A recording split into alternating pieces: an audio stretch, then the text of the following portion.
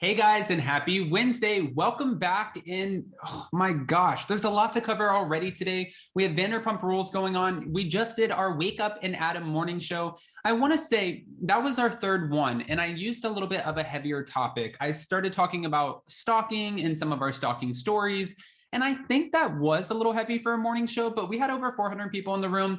However, tomorrow we will be back with hilarious workplace stories. So I have a story where I almost burned down a whole restaurant that I worked in, and there's other stories to go along with it. And I can't wait to hear yours as well. Thank you guys so much for joining me. Wake Up and Adam is Monday through Friday at 9:30 a.m. However, that is not what we're back to talk about. We're back to talk about the fact that in the Erika Jayne court battle, Bravo has now been subpoenaed by lawyers representing orphans screwed out of $2 million by the star's soon-to-be ex-husband, Tom Girardi. Now, we have all the details on that and more, but before we jump in, if you guys haven't already, go ahead, smash that like button. If you're not subscribed, get subscribed, and don't forget to hit that notification bell because, well, you don't want to miss anything we have coming up. With that, let's jump right in. It's time for all your binge-worthy pop culture news. Welcome to Up and Adam. All right, guys, so according to Radar Online, Erika Girardi's legal drama is about to cause a headache for her bosses at Bravo and the producers of The Real Housewives of Beverly Hills. Well, because they've been hit with subpoenas by lawyers representing the victims of her soon-to-be ex-husband, Tom Girardi. Now, according to court documents obtained by Radar, the law firm Edelson PC has informed a federal court judge of the update in their case against the once respected lawyer, his two former employees, and his reality star wife. That would be Erika. Edelson represents a group of orphans and widows who lost their loved ones in the plane crash. We've talked about this numerous times, and they hired Girardi and Edelson to file a class action lawsuit against Boeing. The suit ended with a massive settlement, but the orphans claim Tom Girardi failed to pay them out the $2 million on the deal. This is, and you know, it's crazy because we've talked about this so many times. I just said this yesterday. We talked about this from last October to this October because it was never ending. It was like the Girardi gift that kept on giving in the worst way possible because we don't want to see widows and orphans and victims of tragic burns. It's sad. And even when the Housewife and the Hustler documentary came out on Hulu, it was mind-blowing. It was just tragic. So as it was continuing to come out, of course, we were covering it because it's one of the biggest scandals in pop culture history, especially of our time, today's time. Now, the federal lawsuit has been dragged down for over a year and has been delayed due to Girardi being forced into a bankruptcy. His law firm accused him of, well, his law firm is accused of running themselves like a Ponzi scheme for over a decade. Now, financial records show that the firm owes around $101 million to various creditors. Recently, Edelson convinced a judge to allow them to go after Erika Girardi directly over the missing money. They claim bank statements show that Girardi used the orphans' money to pay the bills for Erika Girardi's entertainment company, EJ Global. Erika has denied knowing anything about her husband's alleged misdoings and has refused to pay back a dime. This is one of the most interesting parts about this. Her Hermes, her Chanel, her Cartier ring, that's not going to the widows and orphans. Want to know why? Because they were gifts. Her husband gifted those to her. So instead of taking some of these gifts and selling them off, and, you know, I've even said where some people say, why should she? She's not the one who frauded people. Well, because if her husband was frauding people and this was actually going on and he was using this money to fund her lifestyle and buy her lavish gifts, that money didn't belong to him in the first place. So when you say, why should she turn over her stuff? At least some of it, something to just show I feel remorseful for the victims. Honestly, I think that's why. I think that's why she should turn it over. But that's my opinion. And you guys can go ahead. That's my opinion in Tamara Judge voice.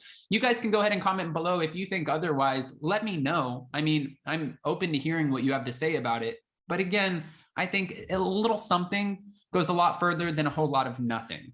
In newly filed documents, Edelson reveals that they are already making moves on the Erika Girardi front. The firm says they fired off subpoenas to NBC, Universal, and Bravo, seeking information about Erika and Tom Girardi. Most likely, they want answers on how much the Real Housewives of Beverly Hills stars, well, are paid. The subpoena was fired off in October in the court document. It says that the parties are currently engaged in an effort to resolve potential disputes. Evolution Media, the production company behind The Real Housewives of Beverly Hills, was also hit with a subpoena for information the same month. The company is also working with the firm on handing over information about Erika. I wonder what she thinks in her head, because, you know, there's nothing that she can do about this, right? She can't necessarily get mad at Bravo. They're the ones employing her. They're continuing to give her this platform. She's going to continue doing everything that she's, you know, doing. She's able to stay a housewife. And it's not up to Bravo. If they subpoena the footage, Bravo has to hand it over.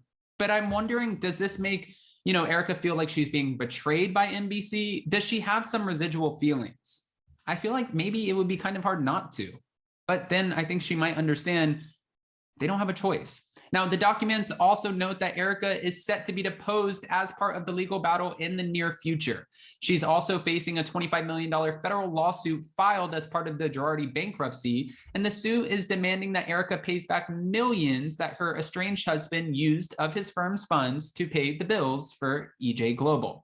Now, I want to know, with this information coming out, what are your thoughts about this? Because we've heard in the past that footage was going to be subpoenaed in the Erika Girardi, you know, Girardi scandal. It's really Tom Girardi scandal, and Erika's just a part of it because she is the wife. I'm just curious what the subpoenaed footage will do for the case. If they're going through the footage and combing through it, are they looking to see what jewelry they can see, what bags they can see, or are they looking for conversations between Erika and Tom? Maybe conversations that could be more telling, maybe something that shows him being more competent.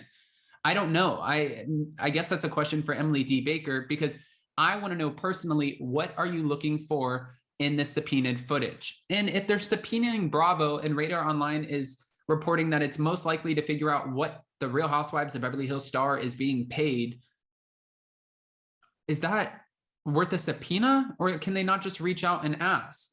Is there somebody who has a legal background that can help me with this? Because I'm a little taken aback at this point. Also, I'm wondering too, when it comes to Jen Shah in her situation, will Bravo be subpoenaed again? It makes me wonder, how many times can this happen? How many times will it happen? Now, we also did a video yesterday talking about the fact that the court may now have to go through Erika Girardi's Amex bills, and that could be very bad news for Erika as well. They want to go through the bills and see exactly what she spent, where money went, how it was moved around, and if there was any foul play. Now, if there's no foul play, Erika has nothing to worry about.